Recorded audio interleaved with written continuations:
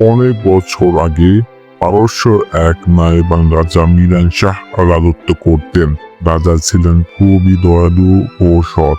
তিনি তার প্রজাদের দুঃখ কষ্ট নিজস্ব মনে করতেন এবং সব সময় সঠিক বিচার করতেন। মাঝে মাঝে তিনি তার নিজের প্রিয় ঘোড়ায় চড়ে রাজ্যে দূর দূরান্ত ঘুরে বেড়াতেন, শুধু শাসনের খবর নেওয়ার জন্য নয়, বরং প্রকৃতির সৌন্দর্য উপভোগ করতেও। একটি মরুভূমির পাশে ছোট গ্রামে একটা বৃদ্ধা বাস করত। তার সঙ্গে ছিল একটি মাত্র গরু। গরুটি সারাদিন বনে ঘাস খেত আর সন্ধ্যায় বাড়ি ফিরে বৃদ্ধাকে দুধ দিত। বৃদ্ধা সেই দুধ নিজে খেত এবং বাজারে বিক্রি করে তার জীবন ধারণ করত। একদিন রাজ্যের কিছু সৈন্য সেই গরুটিকে দেখে বলল, এই গরুটিকে আমার কাছে বিক্রি করে দাও, এটি অনেক ভালো, মোটা তাজা। কিন্তু বৃদ্ধা বললেন, এটাই আমার জীবনের শেষ পার্শ্বায়, আমি এটা বিক্রি করব না। সৈন্যরা জোরাজোরি শুরু করলো এবং অবশেষে জোরপূর্বক গরুটিকে তারা নিয়ে গেল।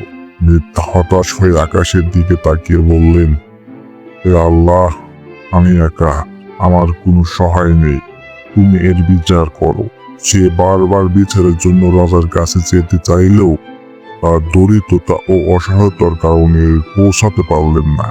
অনেক দিন পেরিয়ে গেল। একদিন বৃদ্ধা জানতে পারলেন রাজা তার পার্শ্ববর্তী সেতু দিয়ে কোথাও যাচ্ছেন। বৃদ্ধা সাহস করে রাজার ঘোড়ার সামনে দাঁড়ালেন এবং রাজার ঘোড়ার লাগাম ধরে ফেললেন। রাজা অবাক হয়ে তাকে দেখলেন। বৃদ্ধা কাঁপা কাঁপা কণ্ঠে বললেন, মহারাজা, আপনার সৈন্যরা আমার একটি মাত্র গরুকে নিয়ে খেয়ে ফেলেছে।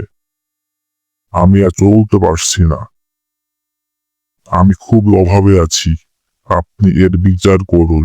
রাজা এই কথা শুনে লজ্জায় পড়ে গেলেন এবং বললেন, আমি তোমার সব সমস্যার সমাধান করে দেব। তিনি দ্রুতই তার সৈন্যদের শাস্তি দিলেন এবং বৃদ্ধাকে শুধু গরুর মূল্যই দিলেন না, বরং তার বাকি জীবন শান্তিতে কাটানোর জন্য আর্থিক সাহায্যও করলেন। এই ঘটনার পর রাজা মিরান শাহ তার রাজ্যের বিচার ব্যবস্থা আরো কঠোর ও কার্যকর করতে বললেন, যেন কেউ অন্যায় করতে না পারে। একটি হাদিসে বলা হয়েছে, বিচারের দিনে সবাইকে তাদের দায়িত্বের জন্য আল্লাহর সামনে জবাব দিতে হবে। তাই আমাদের সবার উচিত ন্যায় বিচার করা ও অন্যর অধিকার রক্ষা করা। গল্পটি ভালো লাগলে আমাদের চ্যানেলটি সাবস্ক্রাইব করুন এবং বেল আইকন চেপে আমাদের সাথেই থাকুন।